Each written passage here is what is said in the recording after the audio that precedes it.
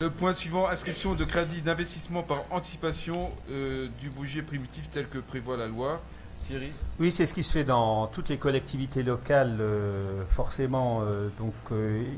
Et dans l'attente du vote du budget primitif 2017, il est nécessaire d'ouvrir des crédits d'investissement par anticipation.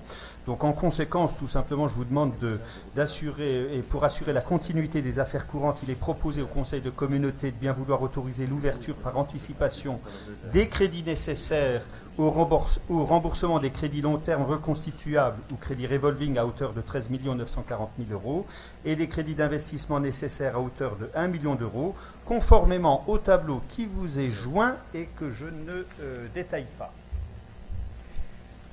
La motion est en conséquence. Voilà, merci,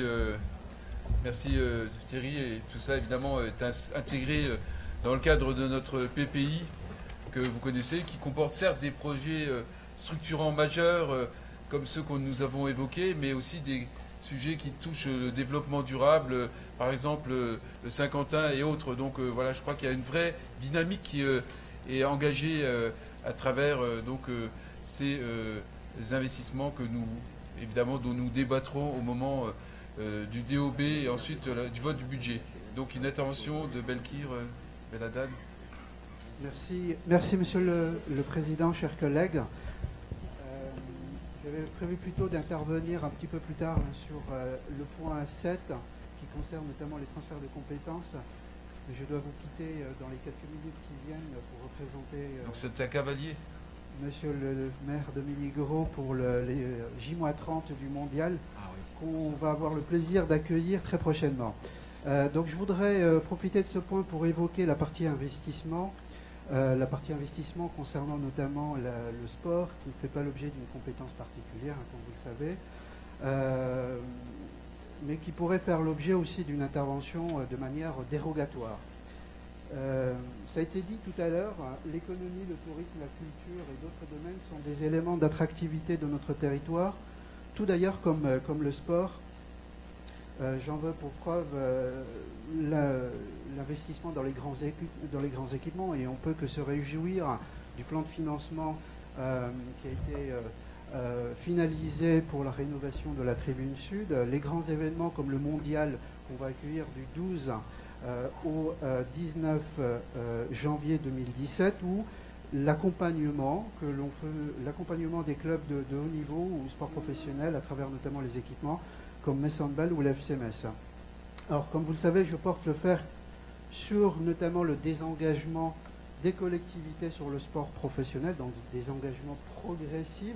Il y a actuellement une loi sur le sport professionnel qui est en grande discussion, notamment avec des parlementaires et l'ANDES que je représente. Mais ici, mon propos n'est pas celui du sport professionnel, puisque l'amalgame est souvent fait avec les structures amatrices, dont celle du FCMS, qui est celle du centre de formation, et qui mérite une attention toute particulière de votre part, chers collègues.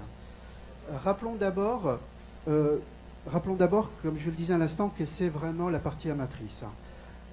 Celle-ci n'a cessé de se développer ces dernières années pour figurer dans le top 5 français. Et c'est vraiment une grande fierté pour tous les élus et tous les habitants de notre territoire. Ensuite, 2-3 éléments importants.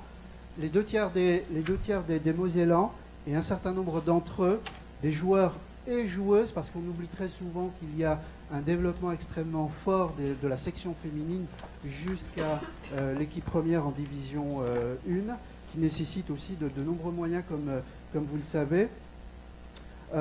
Ces jeunes-là font partie aussi de notre agglomération et ils participent à l'excellence sportive de notre territoire. Ensuite, une intervention en matière sociale dans de nombreuses communes, comme vous le savez, et une attention au développement intellectuel social des joueurs à travers le système de scolarisation adapté. On a des taux de réussite extrêmement élevés, plus que la moyenne, hein, contrairement à l'idée que l'on a des jeunes joueurs professionnels, en tout cas pour ceux qui le deviennent. Alors, tout n'est pas rose. Tout n'est pas rose, comme vous le savez, et aujourd'hui l'association est en grande souffrance en raison de la très grande vétusté de ses installations, lui appartenant. Je rappelle que ces installations lui appartiennent depuis maintenant plus d'une quinzaine d'années, qui sont à la fois sur le banc communal de la ville de Longeville, Metz, Montigny. Comme vous le savez, Monsieur le Président, de nombreuses rencontres se déroulent aujourd'hui sur à la fois Étanges-Grande, Romba, Amontvillers. L'association a aujourd'hui un projet de rénovation de ces installations à la hauteur de 940 000 euros de son centre technique de la plaine Saint-Symphorien, pour lequel la région et le département ont donné leur accord. Bernard Sorin s'est porté caution personnelle, sur un emprunt qui a été réalisé par l'association. Il manque aujourd'hui environ 240 000 euros, et j'en finirai là, Monsieur le Président. Je souhaitais simplement attirer votre attention sur ces grandes difficultés, de l'attention que vous porterez à ce beau projet. Merci à vous. Bien, merci. Bien que nous n'ayons pas la compétence aujourd'hui, nous aurons pris bonne note de tout cela et je pense qu'il faut être attentif à tous les éléments d'attractivité pour notre territoire. Voilà, merci. Y a-t-il des oppositions? Abstentions? Adopté.